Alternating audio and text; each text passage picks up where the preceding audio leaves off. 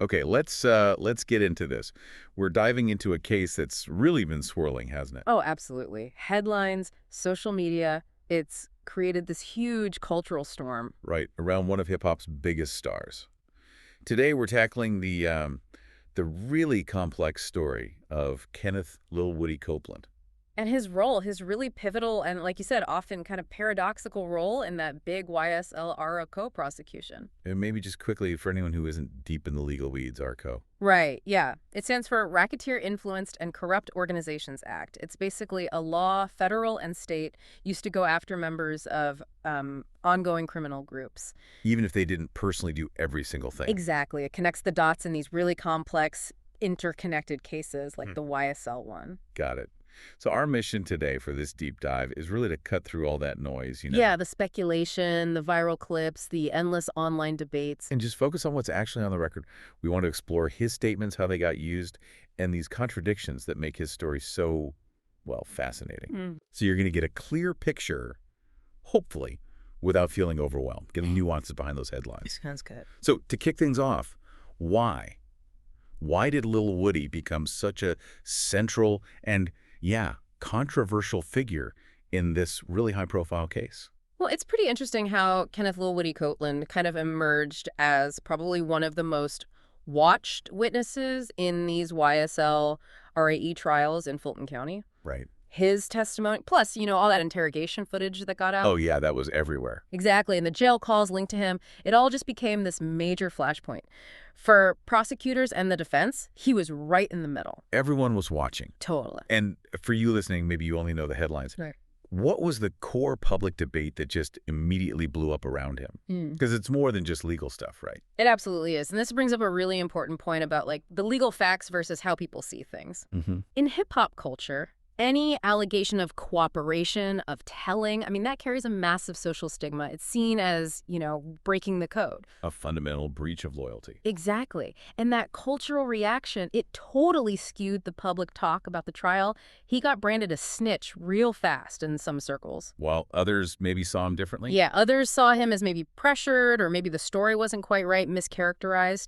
But that label, snitch, it's incredibly high stakes. It shaped the whole public narrative, almost separate from the court itself. It highlights that clash, doesn't it, between two, totally different systems of justice or accountability. That's a great way to put it, a powerful distinction. It really does go way beyond just the legal side. It can be, like you suggested, social annihilation in some communities. So is there this fundamental gap, then, between how the legal system sees a cooperating witness and how the street code defines telling? Oh, absolutely. A huge gap.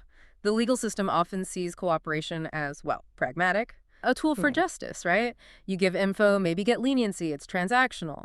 But the street code, it often sees telling as just unforgivable betrayal. Doesn't matter why you did it. It's about rigid loyalty, keeping things internal. Wow. So this massive difference in understanding means something that might be legally necessary for a witness can be like a death sentence socially in their world.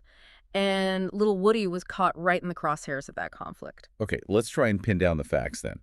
What did Lil Woody actually say on the record, both before the trial and during it? And where did these statements even come from? Right. So during his live testimony in court and also in those police interviews from before that later, got leaked. The ones everyone saw clips of. Yeah. He was questioned on several really critical points. He got asked about his involvement in specific violent incidents, stuff the prosecution argued was tied to YSL activity. And did he admit to things? Well, at times he described having knowledge of or even participating in some of the events they were asking about. Those prior interviews were key because they kind of set the stage for the prosecution's story before he even testified live. Okay, what else? He also testified about jail calls he made and contacts with co-defendants. Prosecutors used those to try and connect communications to the alleged conspiracy. Makes sense. But here's an interesting detail. He actually objected on the stand. He criticized the release of his own interrogation video. Really? Why? He argued the state or someone working for them had leaked it to the public. That whole dispute, him pushing back against the leak, that became part of his story on the stand too.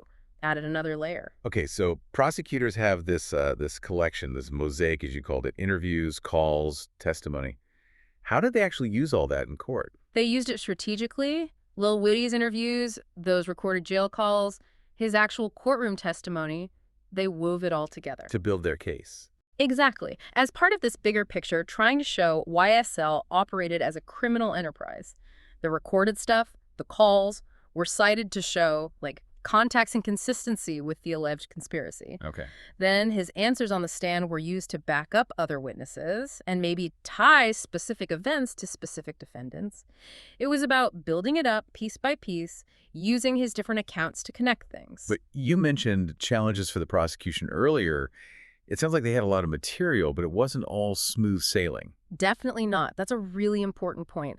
Because while it was useful for them, his testimony also created some major headaches, evidence-wise. How so? Well, defense attorneys hammered away at the contradictions, differences between what he said earlier and what he said live in court. Right. They pointed out memory lapses, things he couldn't recall, and they kept bringing up the possibility of leaked or maybe even edited material.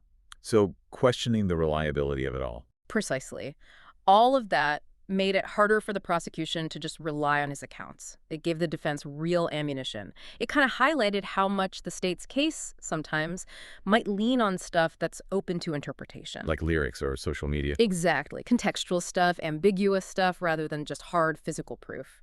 And any inconsistency in a key witness like him can cast doubt on the whole story they're telling.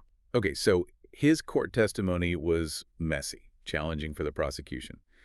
But it's fascinating because at the same time, Lil Woody was out there crafting a completely different story for himself publicly. Oh, yeah. Let's get into that No Jumper interview because this is where the contradictions really start popping up, right? And it adds so many layers. It really does. On No Jumper, he gave this this incredibly personal self-portrait. Really fascinating stuff. What did he talk about? He talked a lot about growing up in Atlanta, getting pulled into conflict really young. He recounted multiple attempts on his life, friends dying. Yeah. Described these as, like, deeply formative experiences. Wow. And he explained why he talked to investigators. Not as telling, he insisted, but as writing for the dead. Writing for the dead. Yeah. Driven by, he said, intense pressure, grief, and just basic survival.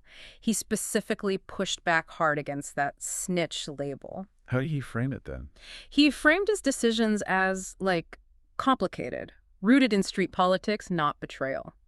And crucially, in those interviews, he said over and over, YSL is a music movement. It's a label. It's not a gang. He was consistent on that point. Very consistent. And this public narrative, it really humanized him in a way the court documents just couldn't. So he's painting himself as this street survivor, operating under a different kind of code, and he's very clear. YSL is not a gang. What happens when we put that narrative next to his sworn testimony in court? Yeah. How did he square those two versions? This is where it gets really complex, right? And it goes straight to the heart of his credibility, because when he finally did take the stand in the YSL RCO trial, he told the jury flat out he had lied back in 2015. Lied to stay out of jail. He essentially walked back huge chunks of that old interrogation video that had really fueled the whole he told narrative. He admitted he lied.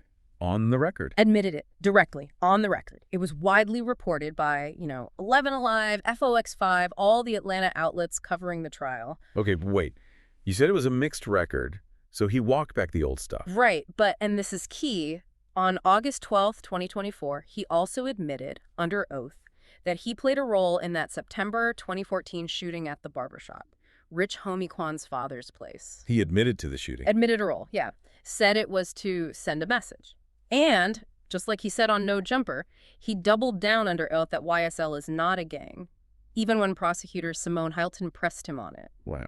So you get this really tangled picture. He disowns some of the earlier stuff that made him look like he was cooperating. But then confirms involvement in a really serious violent act. Exactly, while still sticking to his guns about YSL not being a gang. It's a lot to unpack. He's basically picking and choosing, isn't he? Yeah. Saying, I lied about that, but this part is true, even when that part is admitting to violence. Yeah. How does a jury even begin to sort that out? Yeah. Does that kind of strategic ambiguity just wreck all his testimony? That is precisely the challenge for the jury, isn't it? When a witness stands up and says, yeah, I lied before, it just fundamentally makes you question everything they say. Their overall credibility. Right. The jury has to figure out, okay, which bits, if any, can we actually trust? It doesn't automatically mean everything is thrown out, but it definitely casts a long shadow. So they need other proof. They're forced to look for corroborating evidence elsewhere. everywhere. And it absolutely allows the defense to argue, look, if he lied once to save himself, maybe he's lying now. Maybe he's just saying whatever helps him today. Mm-hmm. This strategic ambiguity, this willingness to admit to some really serious stuff while denying other things, it makes him an incredibly unpredictable witness. Fascinating, but very hard to pin down. And this mix of statements, the contradictions, Yeah. it must have had this huge ripple effect, not just in the courtroom, but culturally, right? Yeah. Especially with hip-hop and how fast things spread online now. Oh, absolutely. A profound ripple effect. Legally, his shifting statements gave defense teams some really powerful ammunition. But challenge his reliability. Exactly. And to challenge the reliability of recorded evidence, too, it fed into their broader arguments that, look, some of the state's case here is built on ambiguous stuff. Rap lyrics, social media, jail calls. Things that need interpretation. Right. Not always clear-cut physical proof. It let the defense poke holes in the very foundation of the prosecution's enterprise theory. And outside the court. Well, public perception, social media, that was massive. Clips from Woody's testimony went viral instantly, often, without the full context. Yeah, just sound bites. Exactly. So some people immediately branded him a cooperating witness, a snitch. Others argued he was pressured or the clips were misleading. This whole public debate created its own kind of trial. The court of public opinion. Precisely. And it massively influenced how the actual trial was seen. It often skewed the conversation way beyond just the strict legal facts being presented in court. It created this narrative that was almost as powerful, maybe more powerful sometimes, than the court proceedings themselves. It sounds like even if certain things aren't formally used as evidence in court, just the idea of them being out there, the perception they create, can become this really powerful force that's hard to counter. Is that a growing challenge for the legal system, especially with famous people? It's definitely a challenge, and it's amplified hugely in the digital age. There's this concept called prejudicial weight. Prejudicial weight. Yeah. It means that even if certain alleged statements, maybe from those leaked interrogations, weren't formally admitted as direct evidence against, say, Young Thug, right, the fact that they were circulating so widely in public could still color opinions. It could subtly influence potential jurors or just the general public's view of the defendants, creating a bias before the trial really got going. Because everyone's already heard something. Exactly. The speed and reach of social media just mean that once a narrative like that catches fire, it's incredibly hard for the justice system to control its impact. The courts end up having to deal with not just legal facts, but these deeply embedded public perceptions, too.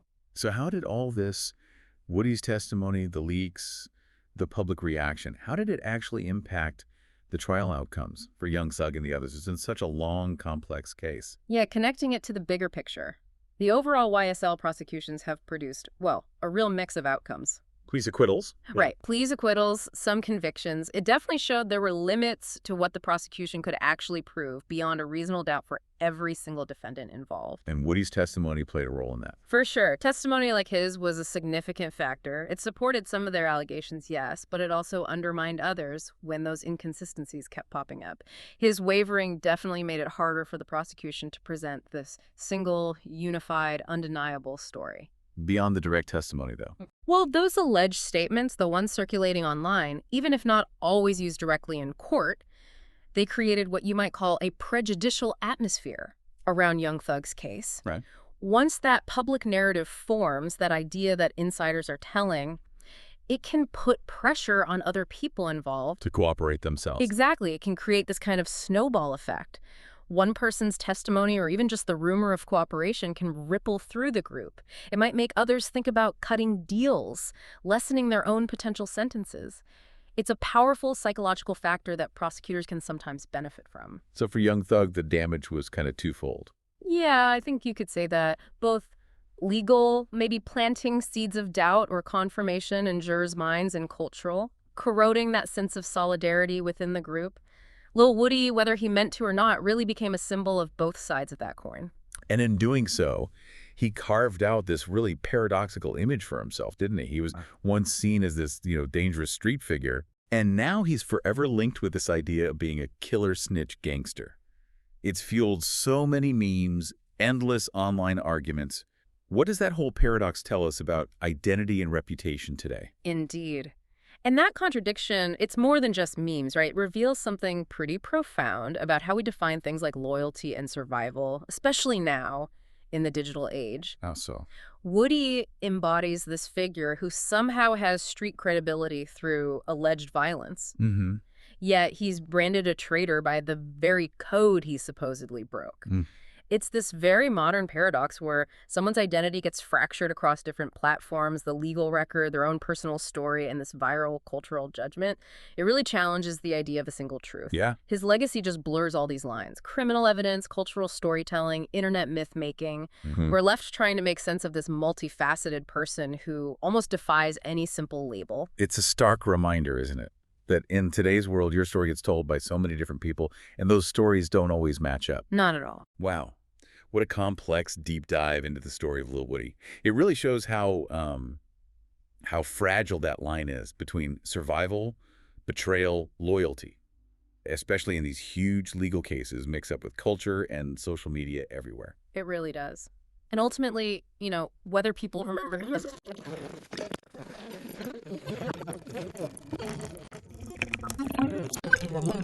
it's just undeniable. Yeah. And understanding his credibility, I think, means you have to hold both things at once. His public story and his sworn testimony, recognizing that neither one on its own probably tells the whole story. It's a testament to how truth, especially when things get this complicated legally and culturally, is rarely just one simple thing. Exactly. Rarely monolithic. So if you listening want to dig even deeper into this, you can actually watch a lot of the primary footage yourself. Yeah, there are some reliable places. Court TV, Law and Crime on YouTube usually have trial streams, testimony clips. Local news too, right? Like 11 Alive, FOX5, Atlanta News First. Definitely. They have extensive coverage, and even the No Jumper YouTube channel for those interviews we talked about. Good point. Just a word of caution, though, right? Always try to verify uploads, make sure they're from reputable sources. Yeah, to avoid those edited clips or stuff taken way out of context that can just distort things even more. Right. So this deep dive really leaves us with a fascinating question, I think.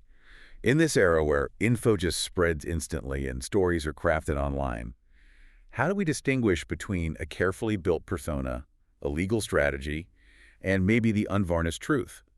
What stands out to you about how these narratives get built up and torn down, and how does that affect how we understand justice itself?